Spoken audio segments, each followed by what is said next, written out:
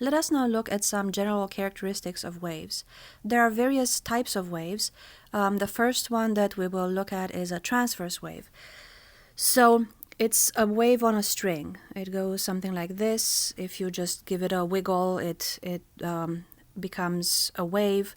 And as the wave moves in this direction, so this is the wave speed,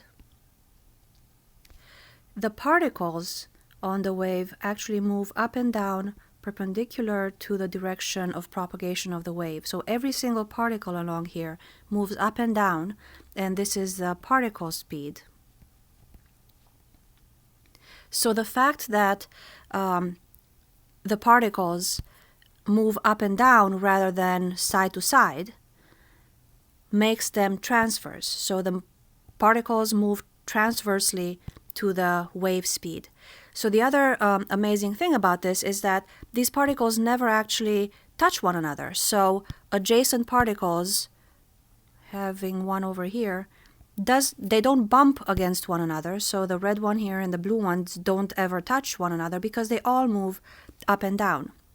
So that is important because that means that these waves do not need a medium to travel through, so they can travel through vacuum.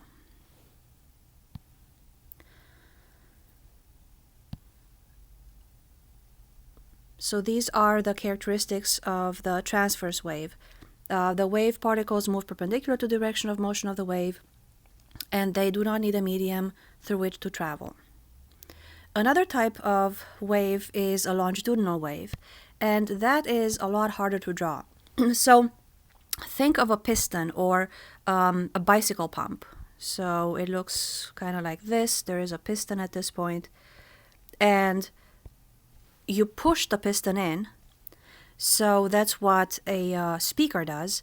So a speaker looks like this. It has a diaphragm here, and there's a mechanism that pushes this diaphragm in and out, and that causes what we call condensation or rarefaction, where the air particles get pushed close together or farther apart, and then another region where they're close together and another one where they're farther apart.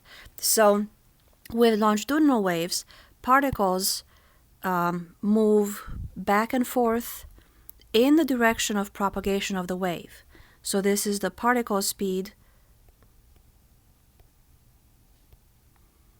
and this is the wave speed.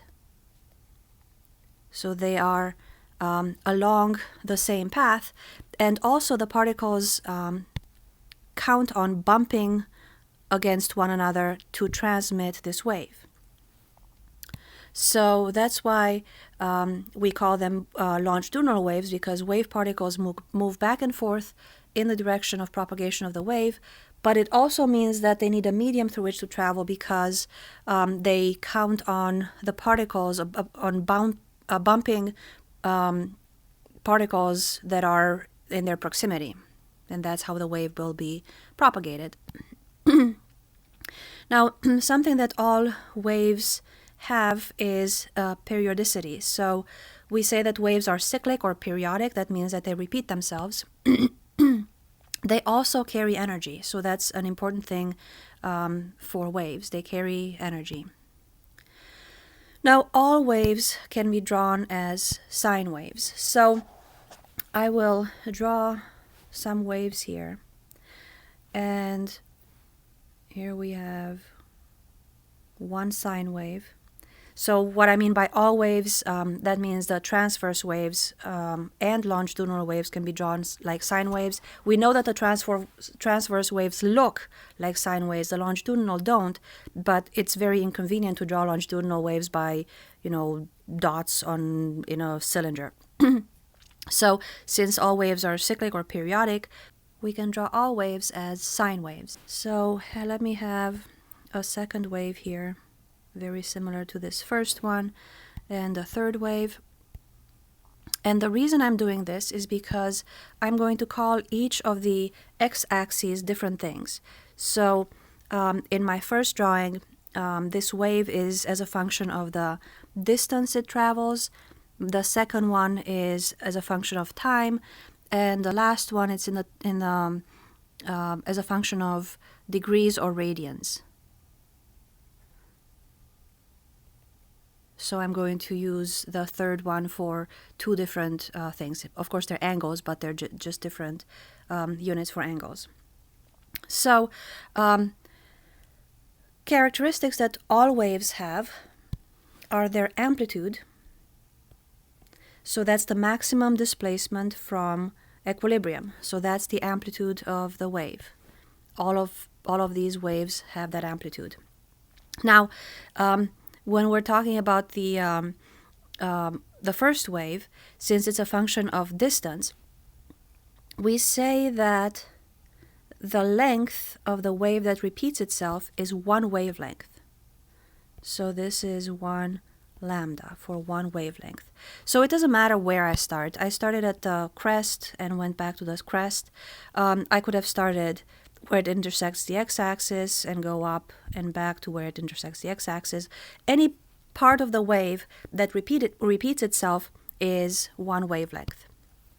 Now, looking at the second wave, if I go from here to there and then my wave starts repeating itself again, the amount of time it takes for a pattern to repeat is called the period.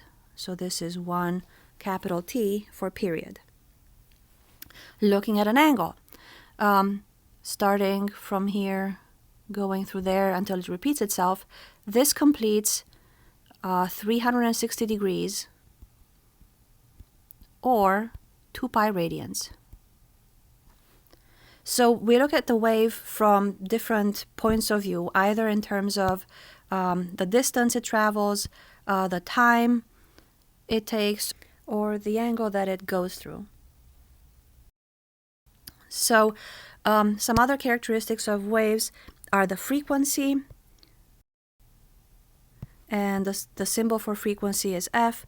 That's 1 over the period, so how often the wave repeats itself. The units for frequency are inverse second, which are called hertz. Then there is angular frequency. So that is omega. Omega is 2 pi divided by the period, or 2 pi times frequency. And the unit for angular frequency is radians per second. So these are some characteristics of sine waves, some of the terms that we will be dealing with. So here is the wave terminology, and reviewing this, amplitude is the maximum displacement from equilibrium. The wavelength is the length of a pattern. The period is a time for a pattern to repeat itself. Frequency is how often the pattern repeats itself, and it's measured in hertz. Then we have the angular frequency, and that is measured in radians per second.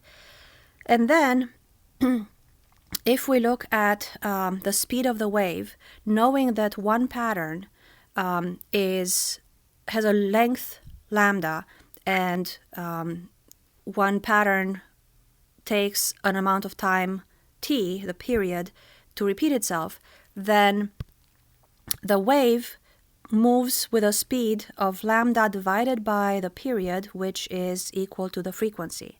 So I guess I can write the other version too. So v is distance over time.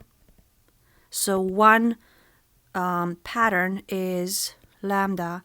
The time for one pattern is period, but 1 over period is frequency, so speed is lambda times frequency. Now, just talking about a single wave is not very useful. Waves travel as packets, so there are multiple waves traveling together. They may meet other waves along the way. So we'll talk about what happens when 2 or more waves interact. So the principle of superposition says that when 2 or more waves interact, the displacement of the resultant wave is the sum of the displacements of the individual waves. So there is another thing that we have to consider, and that is the phase difference between different waves. So let's draw one wave here and a second wave there. The phase difference is an angle that describes the difference in when one wave peaks and the other wave peaks. So that's what the phase difference is. And based on that, we can talk about constructive interference and destructive interference. So constructive interference is when the phase difference between two waves is 0 or an integer number of 2 pi radians. So that will look like this. So here we have the first wave, and the statement says that when the difference between two waves is 0 or an integer number of 2 pi radians. So 0 would look like this for the second wave. So what we're seeing here is that their crests line up very loosely in my drawing, but that's what it was meant to be. So the crests line up. So when we add these two waves together, what we end up with is constructive interference, where we add based on the superposition statement. So when two or more waves interact, the displacement of the resultant wave is the sum of the displacements of the individual waves. So these points are where the waves add, and again, sorry about my drawing, I'm not very good at this, but they are interfering constructively. So we're adding two waves that differ by a phase of 0 or 2 pi radians, and we get constructive interference. Now, what is meant by an integer number of 2 pi radians? Let's look at these waves again.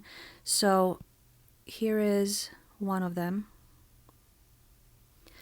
and then here is another.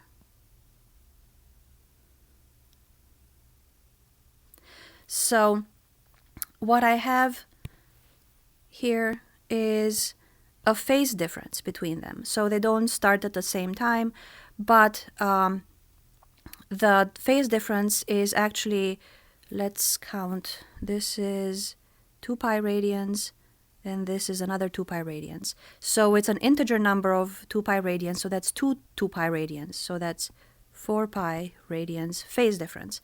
And still, when I add my two waves, what I end up with is something like this here, and then my waves are going to be interfering constructively over the part that they're overlapping. So this here is the constructive interference we're talking about. What I drew there is the original wave that just travels by itself, and then we have the wave overlapping. Now, another very interesting thing is that when waves travel past one another, they may interfere constructively or destructively, or neither, just something in between. But when they keep moving past the part that they are traveling together, so when they separate again, the waves come back to their original path. So they do not affect one another. They just interfere for a time, and then they go back to the way they had been propagating before they met. So two waves do not affect one another. Their actions just combines to form constructive interference or destructive interference. And then when they separate, they just go back to the way they had been in the first place. For destructive interference, when the phase difference between two waves is an odd integer multiplier of pi radians, they interfere destructively. So that's a mouthful. Let's look at what I'm talking about. So here we have one wave, and then we have another wave going like this. So when I'm adding the effect of the two waves, so now I have peak and valley lining up with peak and valley. So destructive interference tells me that as much as the blue wave goes up, the green wave comes down, and the other way around. And as much as the blue wave comes down, the green wave goes up, and we end up with nothing. So this is why we call this destructive interference.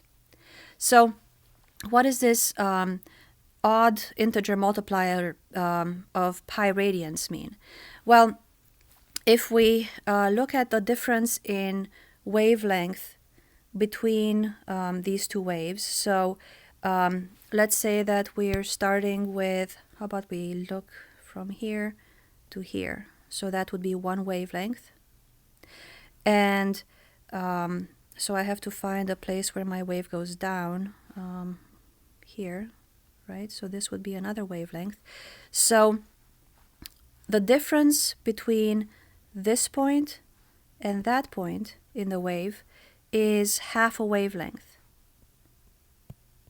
But that half wavelength corresponds to a phase difference of pi radians. Now if I multiply pi radians by any old integer, I end up with 1 pi, 2 pi, 3 pi, right? 1 pi, 2 pi radians, 3 pi radians, 4 pi radians, and so on. But if I consider the 2 pi radians, then 2 pi and 4 pi means that we're bringing the wave back in phase. So we cannot take those integers, we can't take even integers and multiply them by pi and get destructive interference. We have to have just odd integer multipliers of pi radians for destructive interference to take place. Now, standing waves are another concept. We normally think of waves as traveling things, but if you've ever played with a long spring or a rope, and let's say that it was tied at one end, or you had somebody else hold it, and you gave it an impulse so that it would go like this, what happens at the rigid end is it gets reflected back, and the wave looks like this. And then when you're actually watching the wave, it looks like it's going nowhere, like it's standing waves. So all you're seeing is this peak go up and down. It doesn't seem like it's moving to the right or to the left. So that's why we call this a standing wave. So two identical waves that travel in opposite directions and interfering constructively are called standing waves. We will look at standing waves later. There are some properties that we really have to look into when we're talking about standing waves.